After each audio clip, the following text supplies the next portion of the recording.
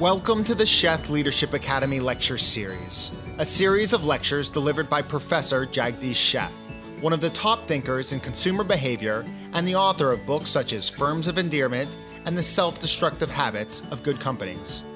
This lecture is the third and final part in the 7 Side Effects of the Internet Age series. Next area is what I call the epic of cyber crime, white-collar crimes. So here are some numbers. In 2014, 47% of American adults had their personal information stolen by hackers, primarily through data breaches at large companies and government bureaus. And we hear stories about how large-scale these are, whether those are government employee data or JP Morgan banking data. These numbers are like 40 million, 90 million, 100 million just in America.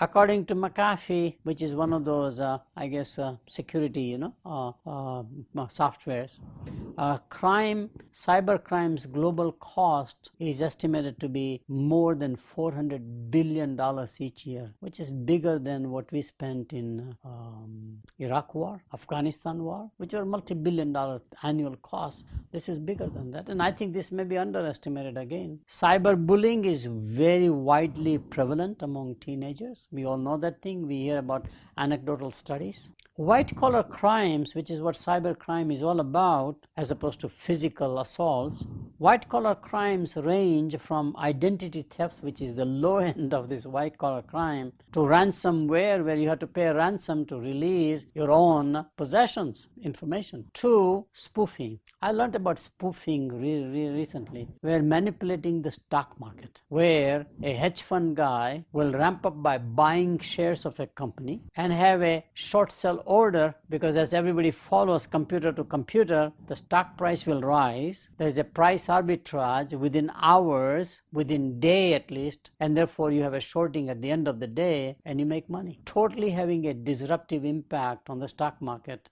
And I think the governments are saying, how can we regulate that now so that spoofing is not allowed, is made illegal, at least if nothing else. And of course, we all know about the cyber warfares. That's the new frontier of battlegrounds among nations. And the cyber warfares will be between nations who are unfriendly to each other, or nations who are emerging threats to each other, or nations that you simply don't trust each other. And therefore, the cyber wars are happening not just from a geopolitical angle or a policy angle, but also from an economic angle, and industrial cyber warfares are in place. So this is a major phenomenon. How can we prevent cyber wars? My own view is that it will be challenging. We can admit that it is not a zero defect, foolproof possibility. And therefore, how can we minimize it? Most important, like anything else, just become more vigilant. I used to keep my home unlocked in the Midwest. We used to keep garage doors open. And then I went to Los Angeles in the early 80s, and I had kept my garage door open. My neighbor immediately rushed, who never talks to me otherwise, never welcomed me when I came to the neighborhood, simply said, "Don't keep your garage door open. You know, you're making all of us now more vulnerable." Because I just was careless. I was not aware. I was not mindful. I was not conscious. We just have to become more vigilant, is my view. Monitor social media chatter. And by the way, more vigilant, and I'll tell you what people are recommending, which I don't do myself because of the habit, just changing the password every month. I know I should do it, just like I know I should exercise, I should diet, but I don't do it. Our habits are so strong, creating inertia, that you have to go out of your way as an active intervention. So minor things like changing password periodically, frequently is one way. And my view is that these are the kinds of things where the ISP guys who give us the email addresses can impose on us. Simply say, just we don't allow you, change the password. My university just did that, for your information, where we have an annual password change. Faculty, staff, students are informed. Unless you add a new password or change your password, you will not be able to log in. I think those are the kinds of ways we can prevent cyber crimes or reduce them.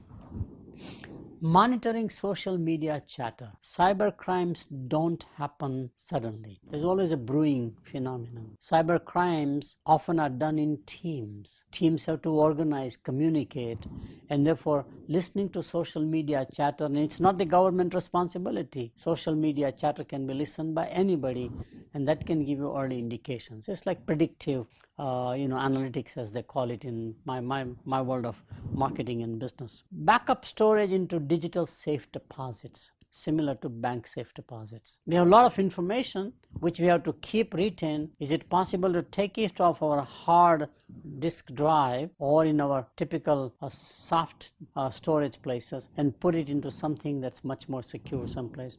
Of course, you have the cloud computing and you have the cloud storing, etc., coming in place that might help us.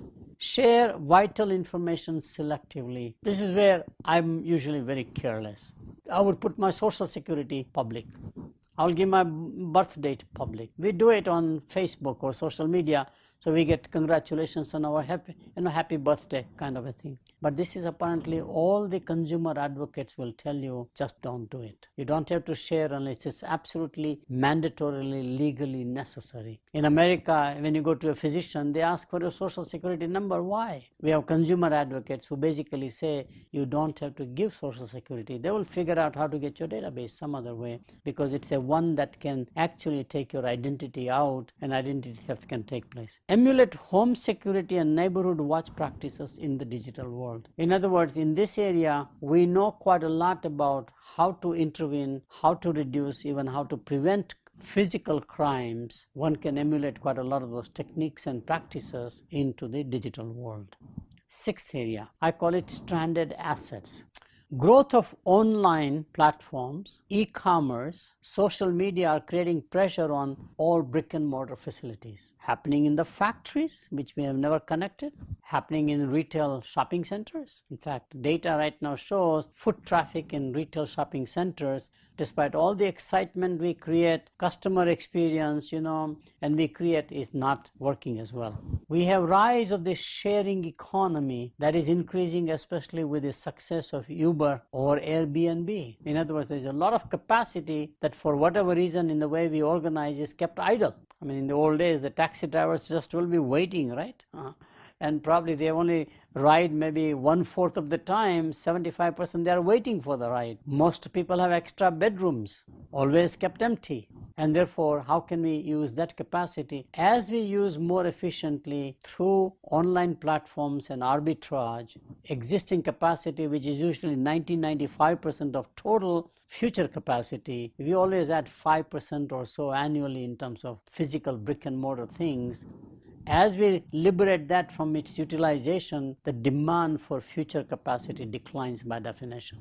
We don't need in the future as much brick and mortar as we already have it right now. And therefore, online education through MOOCs, as they are called, massive online open architecture, online education, such as Coursera on the one hand, edX on the other hand, etc. And these are open platforms, which means anybody can teach anything they want to, is putting enormous pressure on higher education about brick and mortar facilities. In fact, smaller places, especially liberal arts, small campus colleges, are really having a problem about students coming on the campus, enrolling in the campus, etc., etc. So what are the two consequences?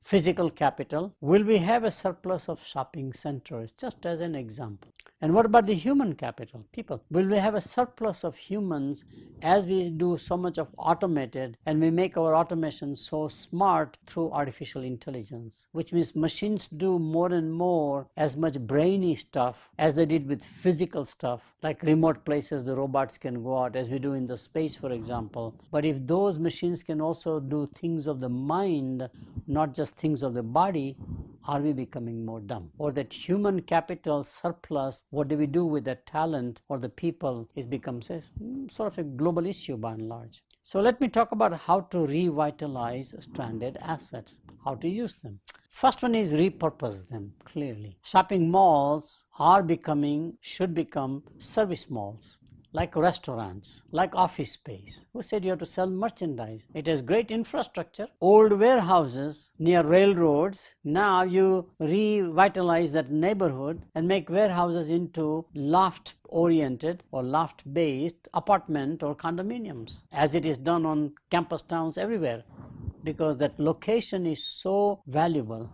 New York City, If you go to west side, Hudson River, you find fascinating how much multi-billion-dollar revitalization is taking place because New York has only so much of island space. As true in Tokyo, as true in Hong Kong, as true in Mumbai, as true in any place where there's a limited amount of land and that was used for industrial purposes or agricultural purposes, now it becomes a lot more valuable for more valuable activities. Reskill them. Human capital needs to be reskilled to go into next generation of brainy work. And by the way, I'm a very strong believer that what we believed in vocational technical training for industrial age, which was the things of the hands, a mechanic, a plumber, an electrician, to be certified properly, an electrician that we talked about. There is also, in my view, a vocational technical certification for the knowledge workers. We do that for airline pilots, we do it for physicians to some extent. In certain jobs, we do it for teachers have to be recertified, accountants have to be recertified. But it's not just recertification of the existing knowledge or regulation compliance, but this is really creating enormous capability of this human being far beyond what the machines can do. But it has to be vocational, technical, what I would call professional work. Accelerated depreciation schedules. One of the key problems is that often many companies, by law, tax laws, many nations leave the infrastructure old because they've used an accounting system of depreciation schedules where unfortunately if you simply abandon the assets, you have an enormous problem on your balance sheet. Whether it's a government balance sheet or a corporate balance sheet or a personal balance sheet, makes no difference. So there are nations like Singapore, Scandinavian nations basically say, how do we make sure that the obsolete installed base like taxis, cars just won't be allowed on the road? And you always have to invest into the newer technologies like in newer airplanes and newer cars, etc. by regulation, and accelerate the depreciation schedule, which means companies or owners of the assets can write them off and therefore get a tax benefit in the process. Proactively participate in the shared economy and e-commerce, which says if you can't fight them, join them. While we have the disruptors like Amazon in retailing, Uber in the taxi business, Airbnb in the hospitality industry, well, you join them and therefore you are basically shifting your revenue base and your stranded assets could be repurposed or can be used for something else on a gradual basis. There's no sudden thing, in other words, no disruption, but can be a gradual transition as pharmaceuticals are going to our biogenetics, for example, analog technology, people are going to digital technology. There's a transition that one can make. Fusion of the old and the new. I find this is a very important way to reuse the existing assets. So you have the power grids, make them smart, which is fusion of electronics into a dumb phenomenon. Electromechanical gadgets can be made smart by putting electronics. We have made automobiles so smart today that we are even thinking about driverless cars or autonomous cars. It's all possible by adding more electronics, the digital revolution, into the embedded physical space and revitalize them in the process. Reposition as heritage products and brands. If nothing works, these are like culturally protected sites. UNESCO has those. Some of the ancient civilization things are UNESCO declared as heritage sites. Well, there's a real estate like that. One could make it into more like a heritage site. We have heritage homes, for example, built beyond a certain time period, let's say 100 years or older, and those buildings, we preserve them as something that we should not let go. So one can reuse the assets accordingly. The seventh side effect is all about jurisdiction. My own belief is that jurisdiction is in jeopardy. All jurisdictions are location bound, whether those are municipalities, those are spin-off cities from bigger counties, those are states or provinces, or those are nations. Laws are organized around jurisdictions and sometimes by time. Laws are basically enforceable up to a time, not beyond, etc. But location is very key. And internet does not recognize any jurisdiction. It transcends geographic and temporal boundaries, just like air pollution, just like climate change. It will become therefore increasingly difficult in the age of the internet to protect your intellectual property rights. Our laws about IP rights were organized for the industrial age, like the patent regime, which I believe in the true internet age is unenforceable. You can't even detect that patents were infringed, because in the digital world I can create something where the original IP can be blended, mixed together. It's like a great chef creating a meal where the identity of the sugar brand or the salt brand or the pepper brand is all gone. Or if he makes a cake, the wheat flour brand, etc. Think about all that. I can be an internet chef, and therefore I can have my own proprietary right out of nothing, and I pay you nothing. So the traditional patent laws either have to be reformed or governed in a different way. This may be equally true for trademarks, even though we are right now trying to accommodate the internet assault on intellectual property rights by using the court systems, but my view is that eventually they'll become unenforceable and they'll become ineffective. We have seen the rise of virtual currency, Bitcoin. Every central government, including the Federal Reserve System of America, is watching the rise of the virtual currency. Who said that we have to have government currency to do exchange? Who said we should have a government currency to do valuation? Who said we should have a government currency as a valuable property?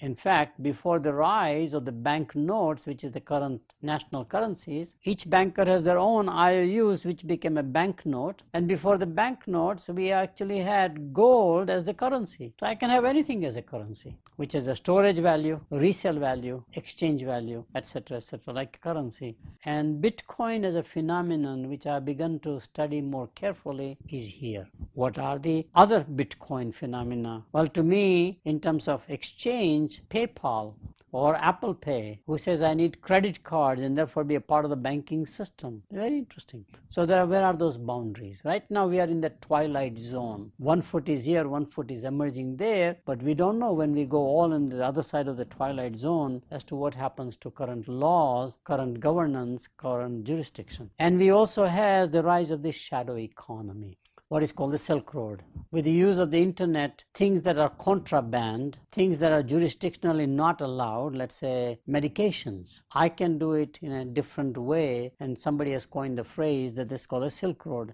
So there's a whole shadow economy, which is a non-banking sector we used to talk about at one time, unorganized cash economy. Well, now we have a new shadow economy, and many of the transactions that are not appropriate to be recorded or reported can be done through this shadow economy in the digital world, which has no geographical or sovereign boundaries. So when I say jurisdiction in jeopardy, I mean sovereignty in jeopardy also. How do you have a sovereign nation, at least in this digital world? That's very important. So I don't have the numbers as yet about these things. We know numbers about the Bitcoin, we know something about the Silk Road numbers, but really don't have as much knowledge about jurisdiction in jeopardy as we have the knowledge about digital addiction, for example, or the virtual communities where we live as opposed to real physical community. But we know this phenomenon is rising, and to me, as it is just about getting into the horizon, we need to understand how fast it will come, and when it comes, are we ready for a jurisdiction-free world or free economy? My view is that we need to counterbalance, to preserve jurisdictions. And one way to counterbalance is to have shared governance.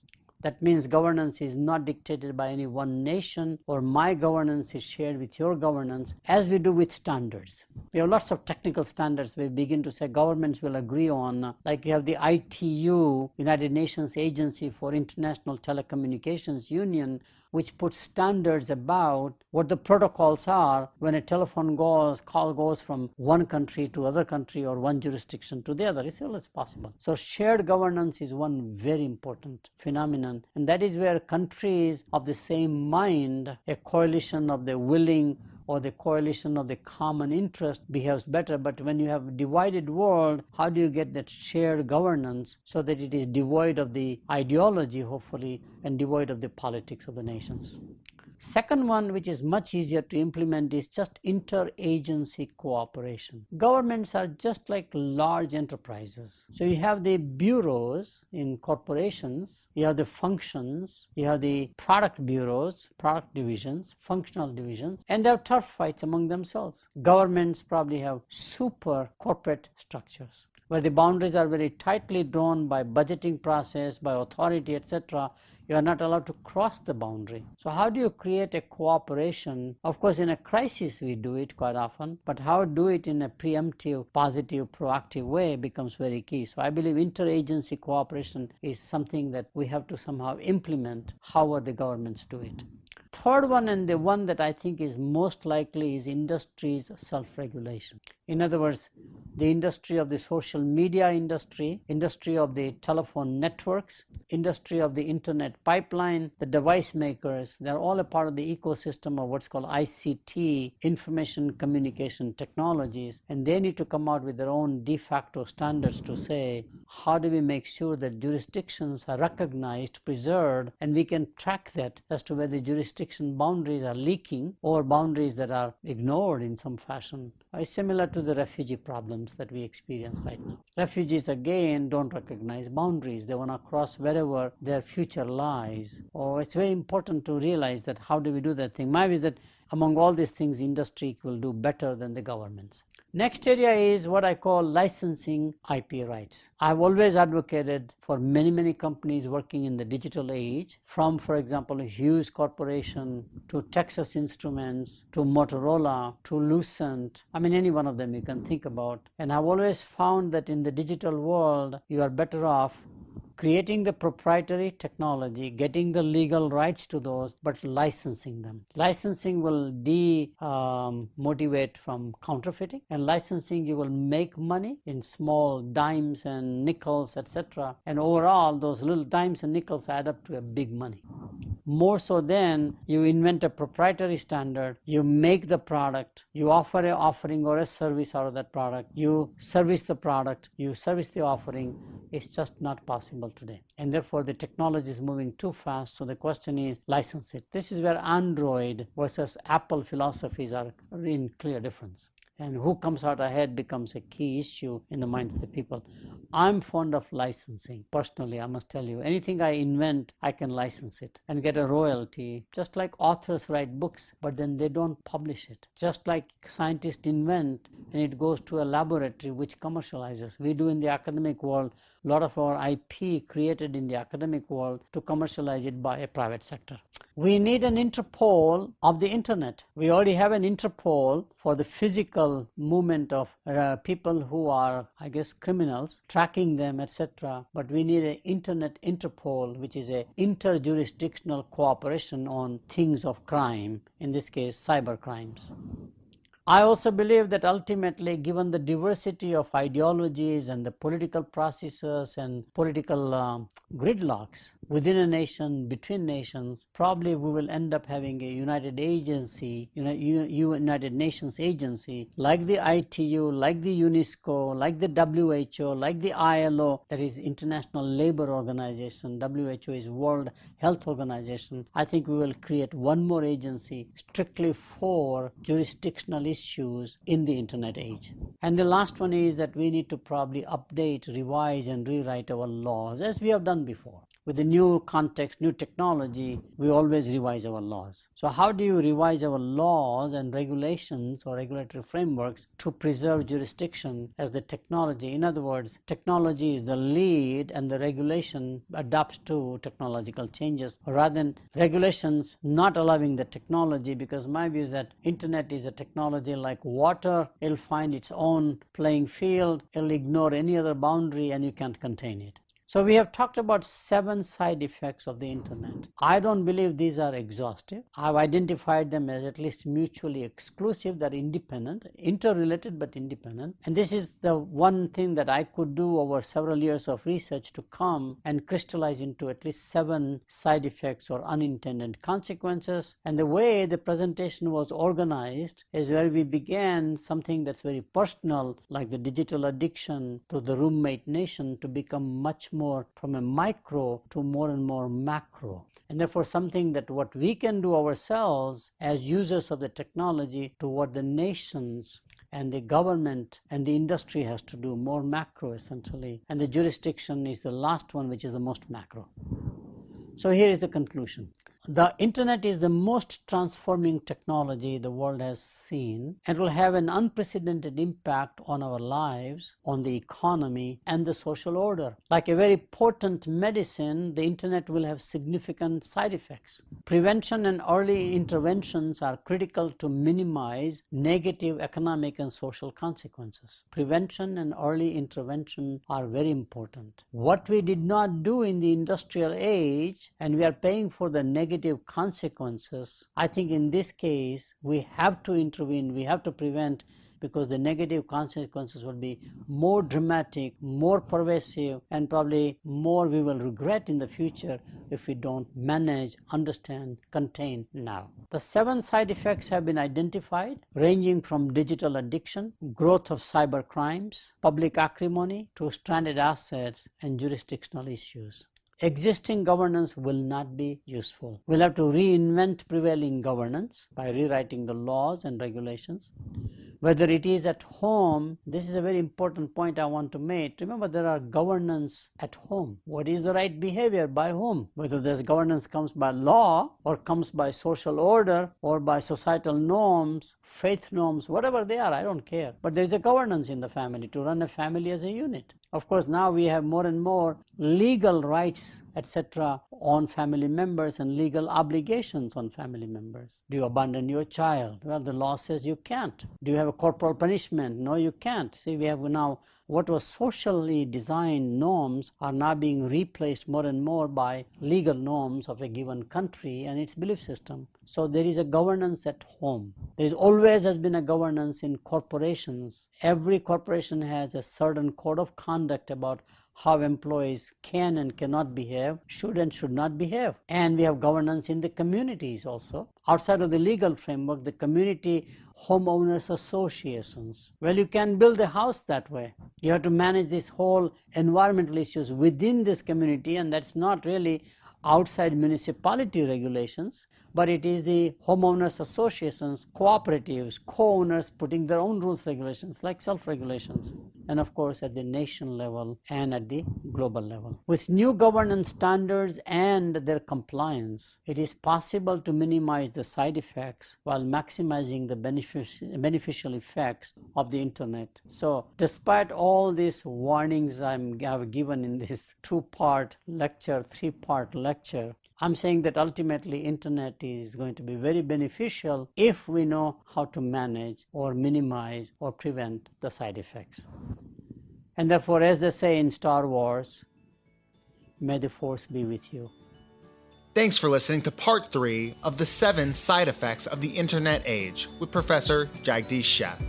For more about Professor Sheth and the Sheth Leadership Academy, visit www.shethleadershipacademy.com.